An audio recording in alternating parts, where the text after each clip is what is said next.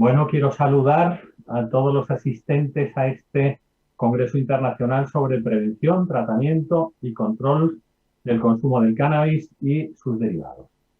Soy Luis María Uriarte y soy fiscal y trabajo en la Fiscalía Especial Antidroga de la Audiencia Nacional. Llevo ya un montón de años dedicado a la persecución del narcotráfico a gran escala, sobre todo organizaciones criminales dedicadas a la importación de grandes cantidades de narcotráfico a nuestro país. Hace 10 meses, concretamente en diciembre de 2020, la Comisión de Estupefacientes de Naciones Unidas celebró una reunión en la que debatió una propuesta sobre el cambio de la fiscalización del cannabis y sustancias con él relacionadas. ¿A qué me estoy refiriendo? Hoy en día, las drogas cuyo tráfico se persigue son las que Naciones Unidas catalogan como drogas, ¿no? Las drogas son las que figuran en las listas que establece Naciones Unidas. Si una sustancia deja de estar en una lista, deja de ser una droga. Y con el cannabis, ¿qué ha pasado? Que como muchos países han empezado a regular el uso recreativo del cannabis, además como han empezado a aparecer determinadas sustancias como el CBD, que da la impresión que su consumo, su tráfico, su venta es legal, la Comisión de Estupefacientes de Naciones Unidas se plantea dejar de perseguir el tráfico de cannabis al dejar de considerarlo una droga. Y sin embargo, el acuerdo de la Comisión fue todo lo contrario. Es cierto que calificaron al cannabis de una forma distinta, ya no está calificado como una droga especialmente dañina como puede ser la heroína, pero continuaron o decidieron continuar considerando el cannabis como una droga que causa estragos en la salud pública. Y por eso este tercer Congreso Internacional sobre Prevención, Tratamiento y Control del Consumo del Cannabis y sus derivados me parece tremendamente interesante. Constituye para mí un honor intervenir en él. Ya intervine en la primera edición, la segunda edición no pude hacerlo, y si llegamos a esta tercera creo que los objetivos se vienen cumpliendo. Es importante hablar del cannabis de verdad, hablar de todo lo que hay detrás del cannabis y no simplemente escuchar lo que en algunas ocasiones nos quieren decir, ¿no? Bueno, mi intervención se enmarca dentro de esta mesa sobre aspectos legales sobre el consumo del cannabis y la publicidad de sus productos, y concretamente vengo a presentar una ponencia que trata sobre la lucha económica contra el narcotráfico a través del decomiso de las ganancias del delito. Y para entender un poco de lo que voy a hablar, hay que situarnos, hay que comenzar situándonos en una evidencia, cuál es que el consumo del cannabis es un problema de salud pública. Y como todo problema de salud pública, el Estado adopta medidas para luchar contra el mismo. Quizá una de las medidas más comúnmente conocidas es la persecución penal de los delitos contra la salud pública, de los delitos de narcotráfico, pero también se desarrollan políticas de prevención del consumo de droga y en particular del cannabis, de tratamiento de personas consumidoras. Bueno, en muchos aspectos el Estado desarrolla políticas para luchar contra esta lacra de salud. Y una de las políticas que emplea el Estado es la lucha contra el narcotráfico a través del decomiso de los bienes, que es concretamente a lo que me voy a referir. Para ello tendríamos que comenzar entendiendo o conociendo qué es el decomiso. Seguro que cualquier persona que me oiga ahora esta intervención, cuando le hablan de decomiso se sitúa en el ámbito aduanero, y todos estamos pensando en esas veces que hemos hecho un viaje al extranjero, hemos comprado determinadas cosas que son mucho más baratas que en España, y al volver en el aeropuerto somos sometidos a una revisión por los agentes de aduanas que, al detectar este tipo de cosas, nos piden que paguemos el correspondiente arancel, y si no, nos decomisan los productos, nos los quitan. Por lo tanto, ¿qué es el decomiso? Que aduanas nos quite un producto. Ese sería el decomiso administrativo.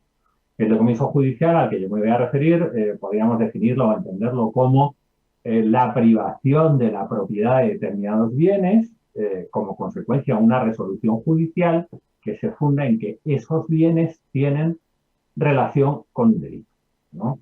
Básicamente eso es el decomiso. Y el decomiso ya aparece en nuestros textos legales, en nuestro ordenamiento jurídico en el siglo XIX, ¿no? Entonces se consideraba como una pena más, igual que la pena de prisión o la pena de multa, un castigo al delincuente de evidente naturaleza penal, y lo que perseguía el decomiso entonces era evitar que el delincuente siguiese cometiendo delitos, ¿no?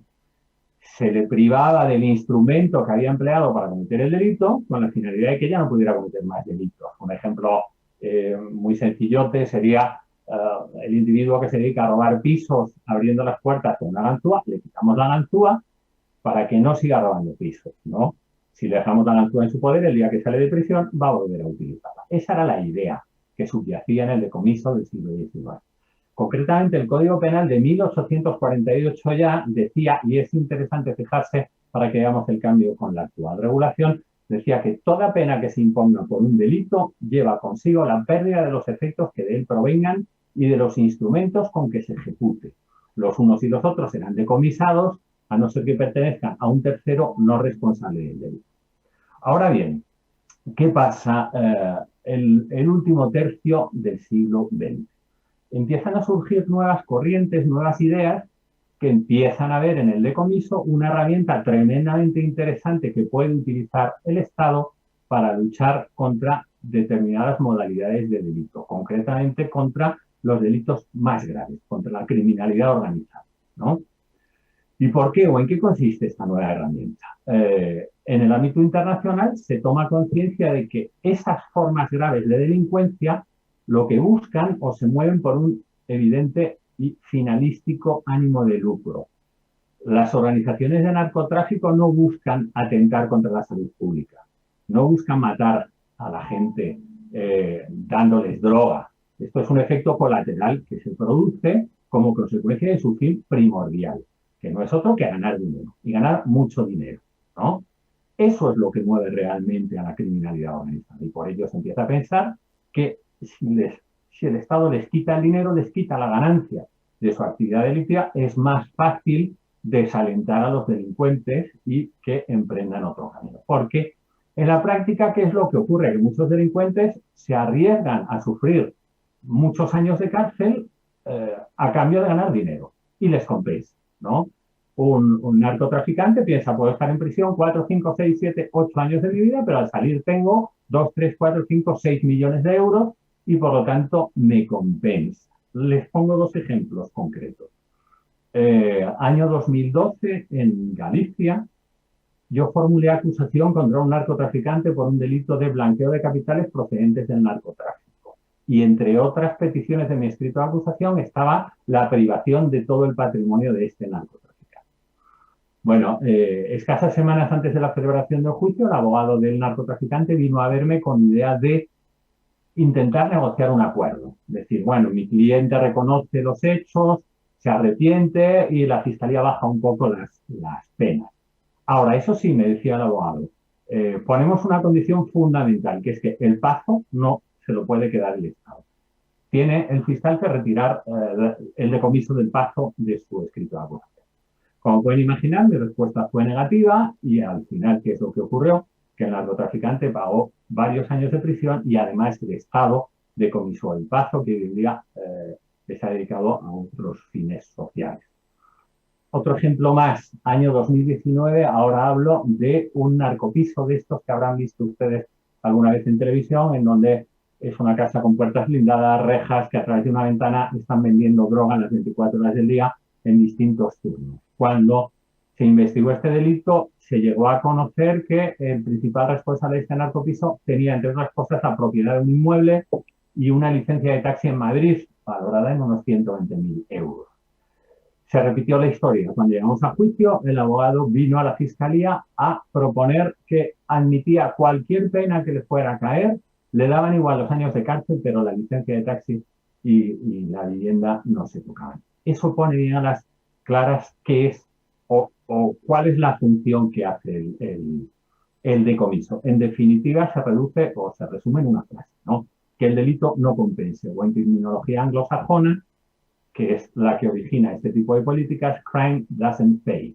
Queremos que el delincuente no asuma conductas delictivas porque le vaya a compensar nada. Bueno, pues a finales del siglo XX, en Naciones Unidas surge esta idea y concretamente se aprueban dos convenios internacionales, uno en el año 1988 en materia de tráfico de drogas y otro en el año 1999 sobre terrorismo, en donde ya Naciones Unidas insta a los estados firmantes a que modifiquen sus legislaciones, incluyendo el decomiso de los bienes como una consecuencia normal del delito. Esta idea cala en distintos colectivos, entre otros en la Unión Europea, que desde el año 2001 a 2006 dicta 4 decisiones marco acogiendo esta idea. Las decisiones marco son normas que establecen una finalidad que tienen que alcanzar los estados, dejando libertad a los estados para que luego regulen cada uno de ellos de la forma que quieran, con sus normas internas, la situación de tal modo que se alcance esa finalidad.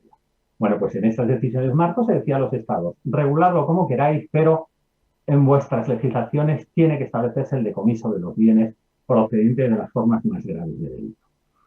Y el legislador español, obediente con sus compromisos internacionales, efectivamente empieza a regular esto, ¿no?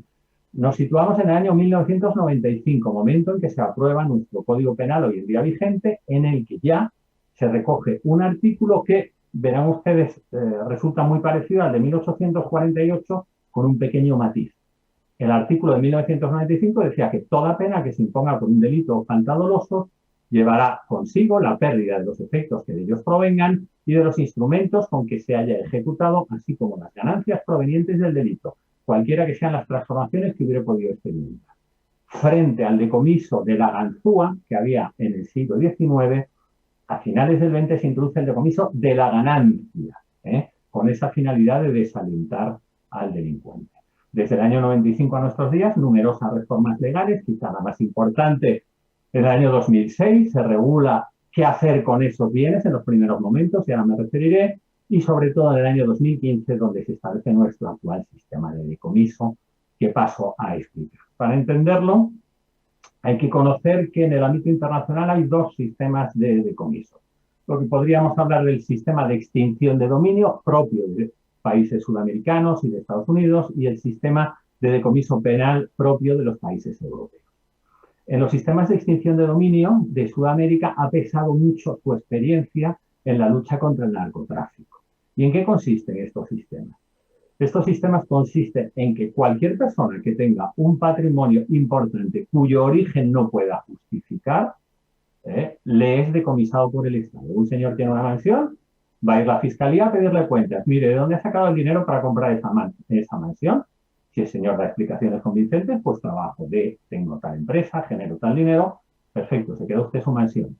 Si el individuo no puede justificar el origen de su bien, el Estado lo decomisa, ¿no?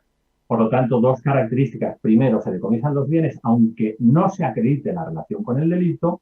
Y segundo, se invierte la carga de la prueba. Corresponde al responsable, al titular de esos bienes, justificar, ¿no? En los sistemas europeos faltan esos dos requisitos. Primero, solo se decomisan bienes que puedan tener relación con un delito, corresponde a la Fiscalía acreditar esa relación con el delito. Y segundo, no se invierte la carga de la prueba. Es la Fiscalía quien prueba esa relación con el delito. Bien, partiendo de estas premisas, nuestra regulación actual contiene 5 modalidades de decomiso, desde el año 2015. La primera de ellas, el más típico decomiso, el que se llama decomiso directo de los bienes, que es el que se establece en el artículo que hace un momento les contaba. Este artículo dice que se decomisen los instrumentos con los que se ha cometido el delito, los efectos que proceden del delito y las ganancias que proceden del delito. Por ejemplo, en una operación de narcotráfico en donde la organización transporta fardos de hachís a bordo de una embarcación, en el momento de formular nuestra acusación o de dictar sentencia al tribunal, se le va a decomisar la lancha rápida, los vehículos que iban a cargar esa droga, todos los instrumentos o medios que han utilizado para cometer el delito. Los teléfonos móviles con los que se han comunicado, los ordenadores con los que se han comunicado, etcétera, etcétera. Además, se decomisa el efecto del delito, la droga, lógicamente. Y además se decomisa la ganancia del delito. Sí, en la misma intervención han sido detenidos los miembros de la organización que iba a comprar la droga y tiene el dinero para entregarlo. Ese dinero, que es la ganancia procedente del delito, se decomisa también. Ahora bien, ¿qué es lo que pasa con los delitos de narcotráfico? Pues que normalmente no vamos a alcanzar a la ganancia del delito. ¿Por qué? Porque los delincuentes suelen ser detenidos infraganti, con la droga en las manos, antes de venderla. Si no la han vendido todavía, no tienen ganancia, ¿no? Y por lo tanto el sistema quedaría un poco cojo. Para evitar, quedaría un poco cojo, no podemos decomisar la ganancia y sin embargo estamos deteniendo delincuentes que tienen grandes fortunas, que tienen un patrimonio inmenso, pero que procede no de ese concreto delito, de otros delitos anteriores, ¿no?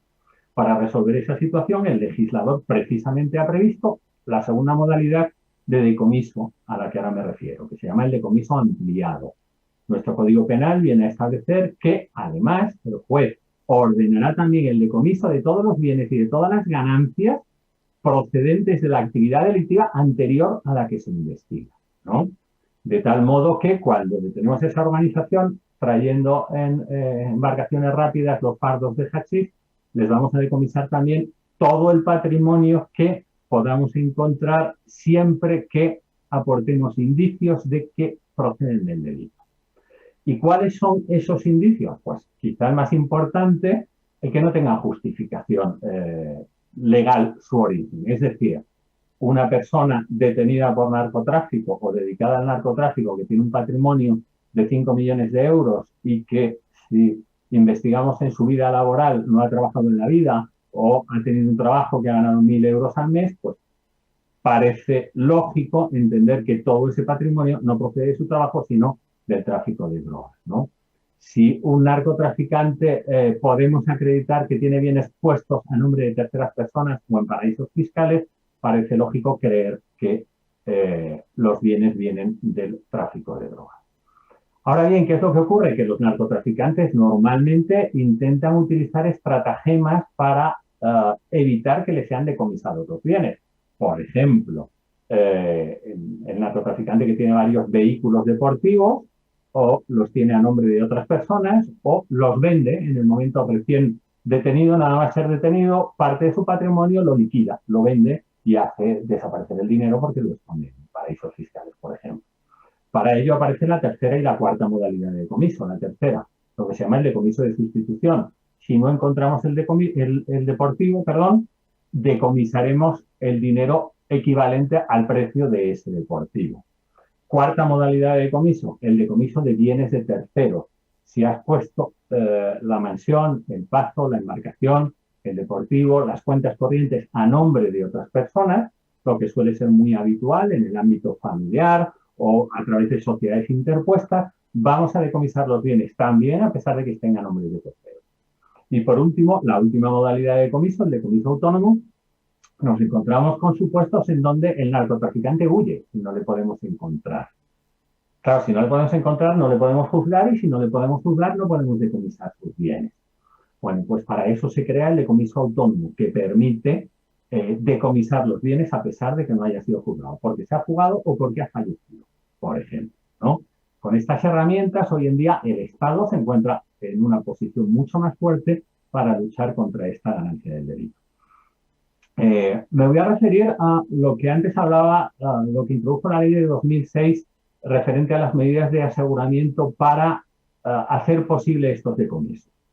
En una investigación de un delito de narcotráfico vamos a distinguir tres momentos. Un primer momento en donde la policía investiga de manera secreta el delito, aquí es cuando se pinchan teléfonos, la policía hace seguimientos, bueno, hay fotos, hay investigaciones, hasta que llega un momento que la policía cree que tiene los indicios suficientes para acreditar ese delito y se produce lo que en el argot policial se llama reventar la operación, que es esto que vemos en los telediarios de la policía tirando abajo la puerta de una casa, deteniendo a los delincuentes. Normalmente este momento de reventar el delito en el narcotráfico es el momento en el que vienen las embarcaciones con la droga, por ejemplo, para cogerles infraganti, ¿no? Bien, en ese momento precisamente se incautan ya todos los bienes que se pueden. No se van a dejar en poder del narcotraficante la embarcación rápida o los vehículos de alta gama o los teléfonos satélites. Todo eso en ese momento se interviene. Pero hasta que no tenemos una sentencia condenatoria, que sería la tercera fase a la que me estoy refiriendo, los bienes siguen perteneciendo al narcotraficante. No han sido decomisados, ¿no? ¿Qué es lo que hacemos con los bienes? Desde ese momento de reventar la operación hasta que hay una sentencia. Momento en el que en muchas ocasiones pueden transcurrir 1 año, 2, 3, 4, 5. En todo ese tiempo, los bienes normalmente se deterioran, ¿no? El ejemplo más típico son los barcos. Un barco aprendido que queda en un puerto durante 1, 2, 3, 4, 5 años, a los 5 años, si no ha recibido mantenimiento, está para tirarlo a la basura. Piensen en los vehículos. Un vehículo 5 años parado ni arranca, ¿no? Si conseguimos que no se deteriore y arranca, lo que va a pasar es que se van a depreciar, ¿no? El ejemplo más claro hoy en día son los teléfonos móviles. Un teléfono de última generación de hoy, que valga 1.000, 1.100, 1.200 euros, dentro de 5 años no vale ni la mitad, ¿no? Además, conservar todos estos bienes supone unos costes tremendos para el Estado, ¿no? Para evitar todo eso, la ley de 2006 prevé una serie de mecanismos que son fundamentalmente que estos bienes, desde el momento en que son aprendidos, lo que se va a hacer es que se van a vender y el dinero obtenido se ingresa en una cuenta corriente. Alguno pensará, bueno, y si luego absuelven al narcotraficante, le devolvemos el dinero. No va a perder nada, pero si es condenado, el dinero ingresa en el Tesoro, en poder del Estado, y de esta forma el iPhone 6 que cogimos en 2015 y que venderíamos hoy valdría la mitad, sin embargo, habría sido vendido en el año 2015 y habríamos obtenido por él un montón de dinero. Una última cuestión y termino. Para ayudar en toda esta materia de decomiso a la que me estoy refiriendo, en el año 2010 se crea la Oficina de Recuperación y Gestión de Activos y en el año 2015 empieza a funcionar, básicamente. Esta es una oficina que está en el Ministerio de Justicia y en la que trabajan miembros de Hacienda, policías, guardias civiles, incluso pueden trabajar jueces, fiscales, y tiene como única finalidad conseguir incrementar los decomisos y administrar estos bienes. Voy a poner 2 ejemplos.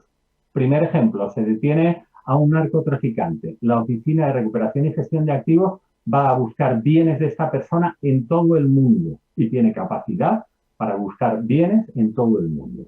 Segundo ejemplo, el narcotraficante que detenemos, le incautamos en ese momento, por ejemplo, un cuadro de arte contemporáneo valorado en más de 1 millón de euros y 2 caballos de carreras. ¿Qué hacemos con esto? Lo vende un juzgado sin más. Es una situación tremendamente complicada. La Oficina de Recuperación y Gestión de Activos tiene convenios con el Museo Reina Sofía, con el hipódromo, con distintos organismos para dar salida a todos esos bienes que en definitiva lo que van a hacer es redundar en favor del ciudadano y contribuir a mejorar los problemas de salud pública que derivan del narcotráfico. Bueno, para concluir, me gustaría mostrarles muy brevemente la página web de la Oficina de Recuperación y Gestión de Activos a la que me estaba refiriendo, oficina que forma parte del Ministerio de Justicia y por lo tanto la página web forma parte de este Ministerio de Justicia. Únicamente para que vean la eficacia o el final feliz del cuento, ¿no? Vemos aquí cómo la Oficina de Recuperación y Gestión de Activos tiene una página de subastas. Vamos a ver las subastas finalizadas, por ejemplo. O quizá mejor porque muestran más claramente lo que están enseñando las subastas en curso, ¿no? Aquí ven, por ejemplo, que se está subastando una finca urbana, motocicleta Honda, vehículo BMW, vehículos BMW, Mercedes, finca urbana, vehículos, bueno, todos estos bienes, embarcaciones de distintos tipos, vehículos deportivos, todos estos bienes son bienes decomisados, muchos de ellos en operaciones de narcotráfico, y muestran cómo finalmente el sistema del que yo les he hablado a lo largo de estos minutos acaba transformando esos bienes con origen en el delito en dinero que es adjudicado al Estado y el Estado lo invierte o lo aplica en la lucha contra el narcotráfico. Pues bueno, dicho esto, nada más. Desear que les haya gustado mi intervención y ponerme a disposición de cualquier persona para cualquier aclaración que quisiera. Nada más, muchas gracias.